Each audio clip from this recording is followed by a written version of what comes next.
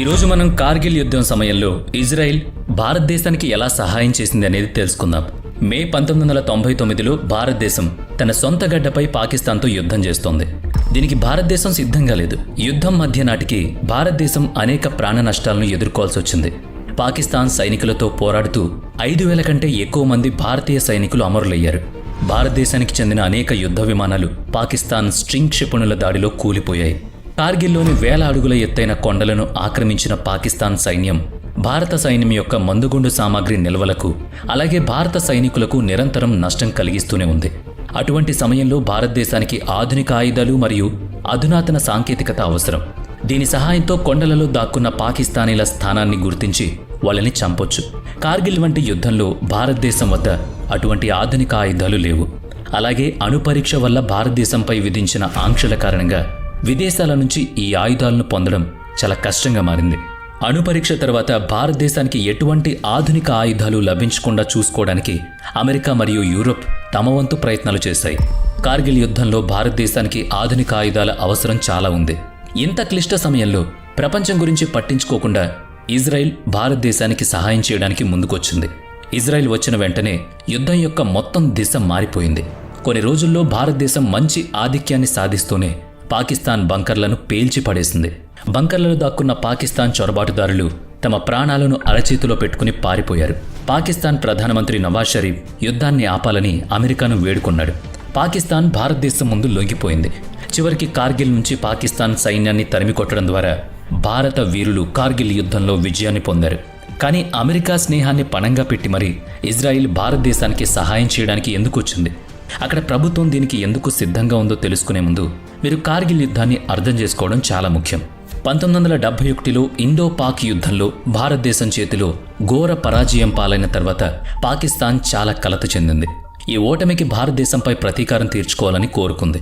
కానీ కొన్ని సంవత్సరాల తర్వాత 1984లో మరోసారి సియాచిన్ యుద్ధంలో భారతదేశంపై పాకిస్తాన్ ఓటమి ఎదుర్కోవాల్సి వచ్చింది. నిరంతర ఓటమి మంటల్లో రగిలిపోతున్న పాకిస్తాన్ సైనికులు పర్వేజ్ ముషారఫ్కు మరో ఓటమిని భరించడం కష్టంగా మారింది. ఇప్పుడు భారతదేశంపై ప్రతీకారం తీర్చుకోవడానికి ముషారఫ్ విశ్రాంతి తీసుకోలేదు. పాకిస్తాన్ అధికారం తన చేతుల్లోకి వచ్చిన రోజు మొదటి దాడి భారతదేశంపై ఉంటుందని నిర్ణయించుకున్నాడు. తర్వాత 1998లో పర్వేజ్ ముషారఫ్ అదృష్టం ప్రకాశించింది. అతను పాకిస్తాన్ సైన్యానికి చీఫ్ అయ్యాడు. ఆర్మీ చీఫ్ అయిన వెంటనే ముషారఫ్ భారతదేశాన్ని దెబ్బతీయడానికి స్పష్టమైన మార్గాన్ని ఏర్పాటు చేసుకోవడం మొదలుపెట్టాడు.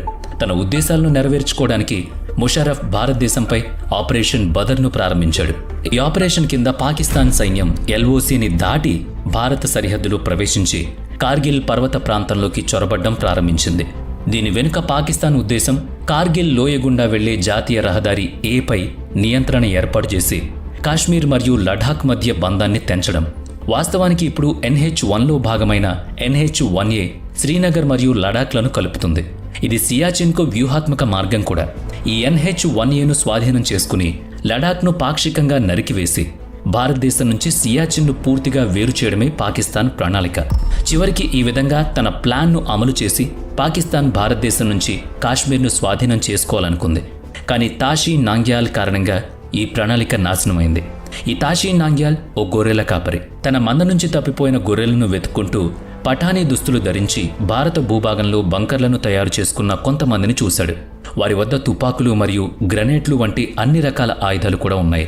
తాషీకి వారిపై అనుమానం వచ్చింది. అతను వెంటనే భారత సైన్యం యొక్క సమీప పోస్టుకు వెళ్లి దీని గురించి సమాచారం అందించాడు. ఆ విధంగా 1999 మే 5న కార్గిల్లో చొరబాటు గురించి భారత సైన్యానికి మొదటిసారి ఉప్పొందింది. మొదట్లో పాకిస్తాన్ ఈ చొరబాటుకు పాల్పడిందా లేదా అని అనుమానించబడింది. కానీ రెండవ రోజు తర్వాత మే 5న చొరబాటుదారులు 5గురు భారతీయ సైనికులను దారుణంగా చంపి మే 9న భారతదేశంలో అనేక మందుగుండు సామాగ్రి నిల్వలను ధ్వంసం చేశారు. అలా ఈ చొరబాటు వెనుక పాకిస్తాన్ ఉందని స్పష్టమైంది. కార్గిల్ ప్రాంతంలోని టోలోలింగ్, టైగర్ హిల్ వంటి అనేక కీలక ప్రదేశాలను ఆక్రమించి పాకిస్తాన్ సైనికులు భారతదేశంలోకి ప్రవేశించారు. అయితే ఈ సమయంలో పాకిస్తాన్ ప్రధానమంత్రి నవాజ్ షరీఫ్ LOC క్రాసింగ్ మరియు చొరబాటు సంఘటనలను ఖండిస్తూనే ఉన్నారు. కానీ పాకిస్తాన్ సైన్యం టోలోలింగ్ మరియు టైగర్ హిల్స్తో పాటు ముస్కో వ్యాలీ, కాంగ్సర్ గ్రామం, బెటాలిక్ రేంజ్ మరియు చోరాబ్ వ్యాలీ వంటి ప్రదేశాలను నియంత్రించి చొరబాటును విస్తరిస్తోందని భారతదేశానికి తెలిసింది. అందువల్ల పాకిస్తాన్ చొరబాటుదారులను తరిమికొట్టడానికి భారత సైన్యం 1999 మే 10న ఆపరేషన్ విజయ్ను ప్రారంభించింది. ఆపరేషన్ విజయ్ ప్రారంభించిన వెంటనే కాశ్మీర్లో వివిధ ప్రాంతాల నుంచి వేలాది మంది సైనికులను కార్గిల్ వైపు సమీకరించారు. ఈ సైనికులందరూ కార్గిల్లో 10 నుంచి 16,000 అడుగుల ఎత్తులో ఉన్న కొండపైకి ఎక్కి శత్రువులను ఎదుర్కోవాల్సి వచ్చింది. కానీ సమస్య ఏంటంటే పాకిస్తాన్ ఇంట్రుడర్ల బంకర్లు అంత ఎత్తులో ఉండడం వల్ల వాళ్ళు భారత సైనికులను సులభంగా గుర్తించి కాల్చడం మొదలుపెట్టారు. దీని కారణంగా పగటిపూట ఆ కొండ ఎక్కడం ప్రాణాలకు ముప్పుగా మారింది. అందువల్ల శత్రువుల దృష్టిని మళ్లించి తప్పించుకుంటూ కొండలు ఎక్కడానికి రాత్రి సమయాన్ని ఎంచుకుంది మన సైన్యం. అయితే రాత్రిపూట కొండలు ఎక్కడం మరింత కష్టమైన పని. రాత్రిపూట ఆ కొండలపై చలి ఎక్కువగా ఉంటుంది. ఎముకలు విరిగిపోయేంత చలి, ఆక్సిజన్ స్థాయి కూడా తగ్గిపోతుంది. దీని కారణంగా అంత ఎత్తులో శ్వాస తీసుకోవడం ప్రాణాలను హరించేంత కష్టంగా మారింది. కానీ ఇంత కఠినమైన సవాలున్నప్పటికీ భారత సైనికులు ఇంతటి గడ్డకట్టే చలిలో కూడా కార్గిల్ యొక్క సంక్లిష్టమైన కొండలపై అనేక సవాళ్లను ఎదుర్కొంటూ తమ లక్ష్యాన్ని ముందుకు తీసుకువెళ్లారు.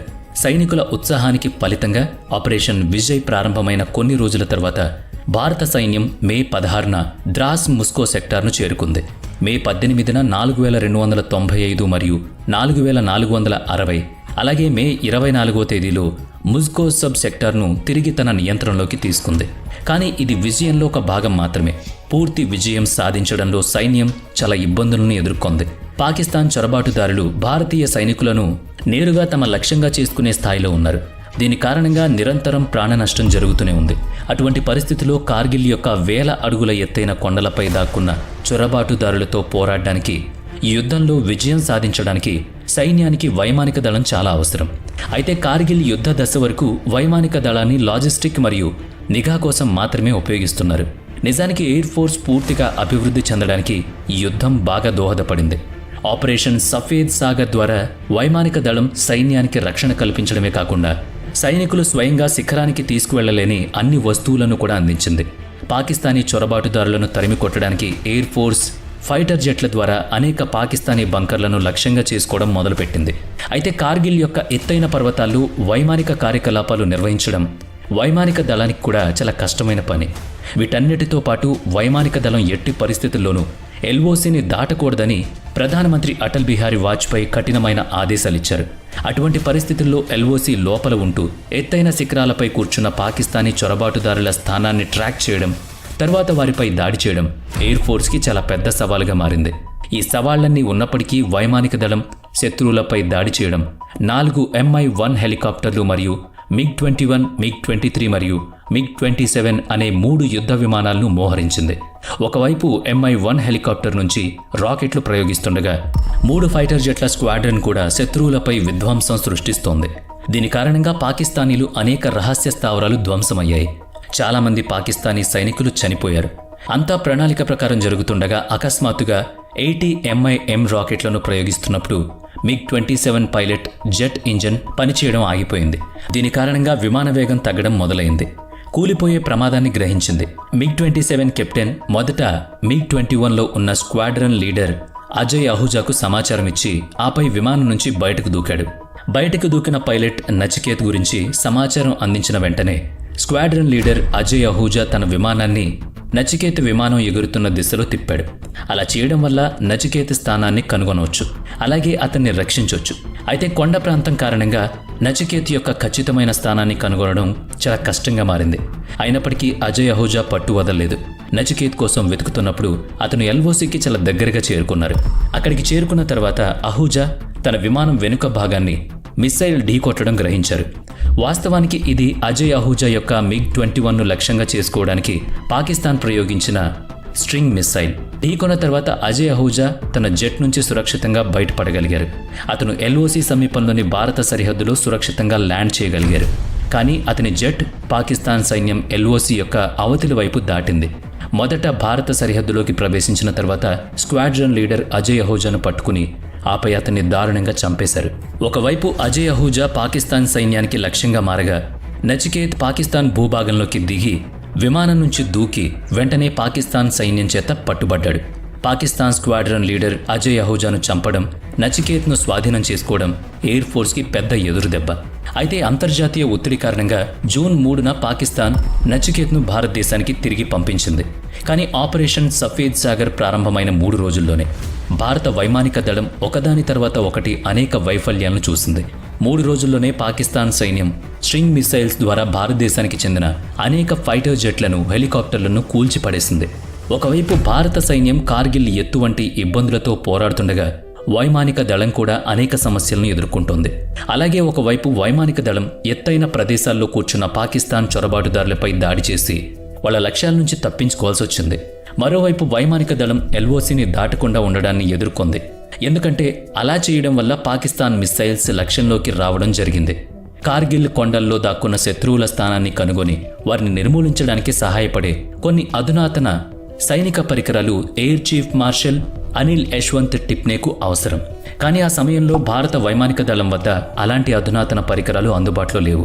కాబట్టి వాళ్ళు వాటిని వేరే దేశం నుంచి దిగుమతి చేసుకోవాల్సి వచ్చింది. కానీ భారతదేశానికి మరో కష్టం ఏంటంటే 1998లో పోకర్లో నిర్వహించిన అణు పరీక్ష కారణంగా అమెరికా భారతదేశంపై ఆంక్షలు విధించింది. దీని కారణంగా భారతదేశం మరే ఇతర దేశం నుంచి సైనిక ఆయుధాలు మరియు సాధనాలను పొందడం చాలా కష్టం. ఈ సంక్షోభ సమయంలో భారత వైమానిక దళానికి అధునాతన ఆయుధాలు అవసరమైంది. ఈ యుద్ధం భారతదేశానికి చాలా క్లిష్టం. కాబట్టి సమయాన్ని వృధా చేయకుండా భారతదేశం ఇజ్రాయెల్ వైపు మొగ్గు చూపింది. అధునాతన సాధనాలు మరియు ఆయుధాల యొక్క సుదీర్ఘ జాబితాను వీలైనంత త్వరగా అందించాలని భారతదేశం ఇజ్రాయెల్కు విజ్ఞప్తి చేసింది. ఒకవైపు కార్గిల్ కొండలను ఆక్రమించిన పాకిస్తాన్ చొరబాటుదారుల స్థానాన్ని ట్రాక్ చేయడంలో జీపీఎస్ యాక్సెస్ను భారతదేశానికి ఇవ్వడానికి అమెరికా నిరాకరించింది. మరోవైపు భారతదేశం యొక్క ఆవశ్యకతను అర్థం చేసుకుని ఇజ్రాయెల్ వెంటనే సాధ్యమైనంత సహాయాన్ని అందించింది.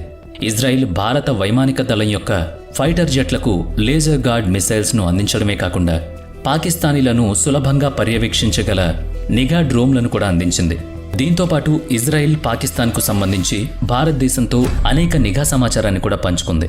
దీని కారణంగా భారతదేశం ఈ యుద్ధంలో చాలా ప్రయోజనం పొందబోతోంది. అయితే ఆ సమయంలో భారతదేశానికి సహాయం చేయడం వల్ల అమెరికా మరియు ఇతర పాశ్చాత్య దేశాల నుంచి ఇజ్రాయెల్పై చాలా ఒత్తిడి పడింది. భారతదేశానికి సహాయం చేయకూడదని అమెరికా ఇజ్రాయెల్పై ఒత్తిడి తెచ్చింది. సైనిక పరికరాల మద్దతు అందించకూడదని కూడా చెప్పింది. కానీ ఒత్తిడున్నప్పటికీ ఇజ్రాయెల్ భారతదేశానికి సహాయం చేయడంలో దృఢంగా ఉంది. దీని తర్వాత అమెరికా డెలివరీని ఆలస్యం చేయడానికి ప్రయత్నించింది. కానీ ఇజ్రాయెల్ అమెరికా స్నేహాన్ని పణంగా పెట్టి వీలైనంత త్వరగా భారతదేశానికి అవసరమైన అన్ని వస్తువులను అందుబాటులో ఉంచింది. భారతదేశానికి 1997లో ఇజ్రాయెల్తో ఒప్పందం కుదుర్చుకున్న లైట్నింగ్ ఎలక్ట్రో ఆప్టికల్ టార్గెట్ పార్ట్లను కూడా అందించింది. ఒప్పందం ప్రకారం టార్గెటింగ్ పార్ట్ల డెలివరీకి ఇంకా చాలా సమయం మిగిలినప్పటికీ కార్గిల్ యుద్ధం యొక్క పరిస్థితిని అర్థం చేసుకుని ఇజ్రాయెల్ వాటిని డెలివరీ తేదీని ముందుగానే భారతదేశానికి అందించింది. లైట్నింగ్ టార్గెట్ పార్ట్స్ యొక్క ప్రత్యేకత ఏంటంటే వాటిలో ఉన్న అధునాతన ప్రెసిషన్ టార్గెటింగ్ సిస్టమ్ కారణంగా అవి ఇన్ఫ్రారెడ్ రేడియేషన్ సహాయంతో చాలా దూరంలో ఉన్న లక్ష్యాలను గుర్తిస్తాయి. కానీ ఇప్పుడు సమస్య ఏంటంటే భారత వైమానిక దళం ఆ సమయంలో టార్గెటింగ్ పోర్ట్లు మరియు ఇతర అధునాతన సాధనాలను ఉపయోగించేంత నైపుణ్యం కలిగి లేదు. భారతదేశం యొక్క ఈ సమస్యను పరిష్కరించడానికి ఇజ్రాయెల్ మరొక అడుగు ముందుకేసింది. దాని సాంకేతిక ఇంజనీర్లను భారతదేశానికి పంపించింది. దీని కారణంగా వైమానిక దళ ఫ్లైట్లు మరియు సాంకేతికత బృందాలు ఆ ఆయుధాలన్నిటినీ ఉపయోగించడం గురించి చాలా నేర్చుకున్నాయి. వీటన్నిటినీ కార్గిల్ యుద్ధంలో ఉపయోగించుకున్నాయి. నిజానికి ఆ సమయంలో భారతదేశంలో టార్గెటింగ్ పార్ట్లతో కూడిన ఫైటర్ జెట్లలో ఉపయోగించగల 60 లేజర్ గైడెడ్ బాంబులు మాత్రమే ఉన్నాయి. లేజర్ ఘాటుగా ఉండడం వల్ల ఈ బాంబులు మరింత ప్రభావవంతంగా ఉండేవి. కానీ ఈ బాంబుల కొరత కారణంగా యుద్ధం ఎక్కువ కాలం కొనసాగితే భారతదేశం యొక్క తయారీ ప్రభావితం కాకుండా ఉండడానికి వైమానిక దళం వాటిని వీలైనంత తక్కువగా ఉపయోగించాలని కోరుకుంది. అయితే ఈ బాంబుల సంఖ్యను పెంచడానికి భారతదేశం కొన్ని సంవత్సరాల క్రితం అమెరికా నుంచి పేవ్ లేజర్ గైడెడ్ బాంబులను కొనుగోలు చేయడానికి ఒప్పందం కుదుర్చుకుంది. కానీ భారతదేశంపై విధించిన ఆంక్షల కారణంగా అమెరికా వాటిని సరఫరా చేయడానికి నిరాకరించింది. అటువంటి క్లిష్ట పరిస్థితుల్లో భారత వైమానిక దళం చాలా తెలివిగా వ్యవహరించింది. మిరాజ్ ఫైటర్ జెట్లలో టార్గెటింగ్ పార్ట్లతో కూడిన 1000 పౌండ్ల డమ్ బాంబులను ఏర్పాటు చేసింది. వాస్తవానికి లేజర్ గైడెడ్ బాంబుల కొరత తీర్చడానికి ఇది ఇంతకుముందు ఎప్పుడూ పరీక్షించని ఒక రకమైన కొత్త ప్రయోగం. అయితే ఈ ప్రయోగం పూర్తిగా విఫలమయ్యే అవకాశం ఉంది. ఈ పరిస్థితిని దృష్టిలో ఉంచుకుని వైమానిక దళం పెద్ద సాహసం చేసి ఫైటర్ జెట్లకు డమ్ బాంబులను అమర్చడం ద్వారా శత్రువులపై దాడి చేయడానికి ప్లాన్ చేసింది. మిరాజ్ ఫైటర్ జెట్లు ఇప్పుడు ఆకాశంలో ఉన్నాయి. శత్రువును చుట్టుముట్టి చంపడానికి పూర్తిగా సిద్ధంగా ఉన్నాయి. ఇజ్రాయెల్ లక్ష్య నౌకాశ్రయాల సహాయంతో పాకిస్తానీయుల ఖచ్చితమైన స్థావరాన్ని కనుగొన్నారు. ఆ ప్రదేశం యొక్క స్పష్టమైన చిత్రం పైలట్ కాక్పీట్లో కూడా అందింది. ఈ విధంగా లక్ష్యాన్ని క్లియర్ చేసిన తర్వాత ఫైటర్ జెట్లు పాకిస్తానీయులపై సులభంగా దాడి చేయగలిగాయి. వైమానిక దళం యొక్క ఈ సూత్రం విజయవంతమైంది. ఒక్కొక్కటిగా అనేక పాకిస్తానీ బంకర్లు పేలిపోయాయి. డమ్ బాంబులు పనిచేయని ప్రదేశంలో లేజర్ డెడ్ బాంబులను ఉపయోగించారు. జూన్ 24న మిరా 2000 ఫైటర్ జెట్లు 16,000 అడుగుల ఎత్తైన టైగర్ హిల్స్పై నిర్మించిన పాకిస్తాన్ బంకర్లపై లేజర్ రక్షణ బాంబులతో దాడి చేశాయి. వైమానిక దళం యొక్క ఈ వైమానిక ఆపరేషన్ గొప్ప విజయాన్ని అందుకుంది. పాకిస్తాన్ బంకర్పై దాడి చేయడానికి వైమానిక దళం లేజర్ను ఉపయోగించడం అదే మొదటిసారి. 2000 సంవత్సరంలో మెరాజ్ గార్డెడ్ బాంబులను ఉపయోగించారు. 2000 సంవత్సరంలో ఎయిర్ మార్షల్ రఘునాథ్ నంబియార్ దీన్ని ప్రయోగించారు. అతని దాడి కారణంగా టైగర్ హిల్స్లో నిర్మించిన పాకిస్తాన్ బంకర్లు తునాతునకలయ్యాయి. చాలామంది పాకిస్తానీయులు లేచిపోయారు. కొంతమంది తీవ్రంగా గాయపడ్డారు. దీని తర్వాత మిగిలిన పనిని భారత సైన్యం పూర్తి చేసింది. జూలై 4న 192 మౌంటైన్ బ్రిగేడ్కు చెందిన 18 మంది గ్రెనేడియర్లు టైగర్ హిల్ యొక్క ఎత్తైన కొండలను ఎక్కి శత్రువులపై కాల్పులు జరపడం మొదలుపెట్టారు. వైమానిక దాడికి ముందే తీవ్రంగా గాయపడిన పాకిస్తాన్ సైనికులు భారత సైనికులను ఎదుర్కొనే ప్రయత్నంలో ఎక్కువసేపు నిలవలేకపోయారు. దీని కారణంగా టైగర్ హిల్లో పాకిస్తానీ సైనికులందరూ ఒక్కొక్కరిగా చంపబడ్డారు. ఈ 18 మంది గ్రెనేడియర్ల యూనిట్ ధైర్యాన్ని ప్రదర్శించి టైగర్ హిల్ను స్వాధీనం చేసుకుంది. ఈ సమయంలో అత్యంత వీరోచిత చర్యను 19 ఏళ్ల యోగేంద్ర సింగ్ యాదవ్ చేశారు. అతను 15 బుల్లెట్లకు గురై రక్తంతో అమరులయ్యారు. ఆయన ధైర్యానికి గాను పరమవీర చక్ర పురస్కారం లభించింది. టైగర్ హిల్ను తిరిగి స్వాధీనం చేసుకోవడం భారతదేశానికి లభించిన అతిపెద్ద విజయం. ఆ సమయంలో కార్గిల్ యుద్ధం విజయంలో అంతర్జాతీయ స్థాయిలో పాకిస్తాన్కు వ్యతిరేకంగా భారతదేశం అనేక చర్యలు తీసుకుంటోంది. వాస్తవానికి యుద్ధ సమయంలో భారతదేశ సైనికుల ముందు పాకిస్తాన్ బలహీనపడ్డం మొదలైనప్పుడు అప్పటి పాకిస్తాన్ ప్రధానమంత్రి నవాజ్ షరీఫ్ యుద్ధాన్ని ఆపడానికి అమెరికా నుంచి సహాయం కోరడం ప్రారంభించారు. ఆశ్చర్యకరమైన విషయం ఏంటంటే ఈ గస్పట్కు బాధ్యత వహించని పాకిస్తాన్ ప్రభుత్వం ఇప్పుడు యుద్ధాన్ని ఆపడానికి అమెరికా తలుపు తడుతోంది. అప్పుడు ఈ విషయంపై అమెరికా అధ్యక్షుడు బిల్ క్లింటన్ మరియు అటల్ బిహారీ వాజ్పేయి మధ్య చర్చలు జరిగినప్పుడు పాకిస్తాన్ సైన్యం స్వయంగా భారత సరిహద్దును విడిచిపెట్టాలి, లేదా మన సైన్యం వారిని బలవంతంగా తరిమి కొట్టాలని వాజ్పేయిజీ స్పష్టం చేశారు. ఆ సమయంలో కార్గిల్ యుద్ధంలో పాకిస్తాన్ కూడా అణుబాంబును ఉపయోగించగలదని వాజ్పేయి నిరూపించారు. అప్పుడు అటల్ బిహారీ వాజ్పేయి స్పష్టమైన మాటల్లో ఇలా జరిగితే మరుసటి రోజు ఉదయం సూర్యుడు ఉదయించేలోపు పాకిస్తాన్ ప్రపంచ పటం నుంచి అదృశ్యమవుతుందని చెప్పారు. వాజ్పేయి వైఖరి అమెరికా అధ్యక్షుడు బిల్ క్లింటన్కు భారతదేశం కార్గిల్ను మళ్లీ గెలుచుకునే వరకు యుద్ధాన్ని ముగించదని స్పష్టం చేసింది. అందువల్ల వీలైనంత త్వరగా యుద్ధాన్ని ముగించడానికి అమెరికా నవాజ్ షరీఫ్ను కార్గిల్ నుంచి పాకిస్తాన్ సైన్యాన్ని వెనక్కి పిలవమని బలవంతం చేసింది. అమెరికా వైఖరిని చూసి నవాజ్ షరీఫ్ ముఖం పాలిపోయింది. కార్గిల్ యుద్ధంలో పాకిస్తాన్కు ఇది డబుల్ ఓటమి. ఒకవైపు భారతదేశం చేతిలో ఓడిపోతుండగా అమెరికా మరియు ఇతర దేశాలు పాకిస్తాన్ను ఎటువంటి కారణం లేకుండా యుద్ధం ప్రారంభించినందుకు మందలిస్తున్నాయి. పాకిస్తాన్ ప్రధానమంత్రి అంతర్జాతీయ ఒత్తిడిలో ఉండగా భారత సైన్యం మరియు వైమానిక దళం పాకిస్తాన్ సైనికులపై మరణ మృదంగం మోగించాయి. ఇజ్రాయిల్ లక్ష్యంగా చేసుకున్న ఓడరేవుల సహాయం అన్ని పాకిస్తాన్ స్థావరాలను ఒక్కొక్కటిగా లక్ష్యంగా చేసుకున్నాయి. భారతదేశం నుంచి కాశ్మీర్ను స్వాధీనం చేసుకోవాలనే ఉద్దేశంతో ఉన్న పాకిస్తానీలు నిరాశకు గురయ్యారు. అందువల్ల ఓటమి మరియు ఒత్తిడి కారణంగా పాకిస్తాన్ సైన్యం కార్గిల్ నుంచి వెనక్కి తగ్గాల్సి వచ్చింది. జూలై 12, 1999న పాకిస్తాన్ దళాలు ఎల్ఓసిని దాటి పాకిస్తాన్కు పారిపోయాయి. భారతదేశం వైమానిక దళం చేపట్టిన ఆపరేషన్ సఫేద్ సాగర్ ఆపింది. కానీ కొంతమంది పాకిస్తాన్ సైనికులు చాకచక్యంగా వ్యవహరించి భారత్ సైనికులపైకి ఎగబడి దాడి చేయడం కొనసాగించారు. దీని కారణంగా జూలై 26 నాటికి ప్రతి పాకిస్తానీ కార్గిల్ను విడిచిపెట్టాల్సి వచ్చింది. దీని కారణంగా జూలై 26, 1999న భారతదేశం విజయం కారణంగా జూలై 26, 1999న భారత్ విజయం సాధించడంతో కార్గిల్ యుద్ధం అధికారికంగా ముగిసింది. అందువల్ల ప్రతి సంవత్సరం ఈ రోజున కార్గిల్ విజయ్ దివస్గా జరుపుకుంటూ ఉంటాం. ఈ కార్గిల్ యుద్ధాన్ని విజయవంతంగా మార్చడంలో భారత సైనికులు దాదాపుగా 4,000 మంది పాకిస్తాన్లను చంపగా దాదాపు 500 మంది మన సైనికులు అమరులయ్యారు. ఒకవైపు కార్గిల్ యుద్ధం విజయంలో భారత దళాలు ధైర్యం మరియు త్యాగం మనం ఎప్పటికీ మర్చిపోలేం. 2000 సంవత్సరంలో కార్గిల్ యుద్ధం ముగిసిన తర్వాత విదేశాంగ మంత్రి జస్వంత్ సింగ్ మరియు హోంమంత్రి లాల్ కృష్ణ అద్వానీ ఇజ్రాయెల్ను సందర్శించి ఇజ్రాయెల్కు కృతజ్ఞతలు తెలిపారు. పాకిస్తాన్ ఉద్దేశాలు భారతదేశానికి తెలుసు. కాబట్టి కార్గిల్ యుద్ధం వంటి ఊచకోత తర్వాత 2000 సంవత్సరం మరియు 2010 సంవత్సరాల మధ్య భారతదేశం ఇజ్రాయెల్ నుంచి సుమారుగా $10 బిలియన్ విలువైన సైనిక పరికరాలను దిగుమతి చేసుకుంది. కార్గిల్ యుద్ధం తర్వాత భారతదేశం మరియు ఇజ్రాయెల్ మధ్య స్నేహ సంబంధాలు వెలసిల్లాయి. అయితే ఇజ్రాయెల్ భారతదేశానికి సహాయం చేయడం ఇదేం మొదటిసారి కాదు. బదులుగా ఇజ్రాయెల్ ఇంతకు ముందు చాలాసార్లు భారతదేశంతో చెయ్యి కలిపి నిలిచింది. 1947లో ప్రధానమంత్రి జవహర్లాల్ నెహ్రూ పాలస్తీనా విభజనకు ఇజ్రాయెల్కు వ్యతిరేకంగా ఓటు వేసి ఇజ్రాయెల్ను స్వంత దేశంగా గుర్తించడానికి నిరాకరించారు. జవహర్లాల్ నెహ్రూ దీనికి భౌగోళిక రాజకీయ బలవంతం మరియు జాతీయ ప్రయోజనాలను ఉదహరించారు. అయితే ఇజ్రాయెల్ ఉనికిలోకి వచ్చిన 3 సంవత్సరాల తర్వాత ఇరాన్ మరియు టర్కీ తర్వాత భారతదేశం కూడా 1950లో ఇజ్రాయెల్ను గుర్తించింది. కానీ దాంతో ఎటువంటి దౌత్య సంబంధాలను కొనసాగించలేదు. భారతదేశ విదేశాంగ విధానం పాలస్తీనాకు అనుకూలంగానే ఉంది. ఇవన్నీ ఉన్నప్పటికీ 1962 ఇండో చైనా యుద్ధంలో ఇజ్రాయెల్ భారతదేశానికి ఆయుధాలను సరఫరా చేసింది. దీంతో పాటు ఇజ్రాయెల్ భారతదేశం వైపు స్నేహహస్తాన్ని చాపడం కొనసాగించింది.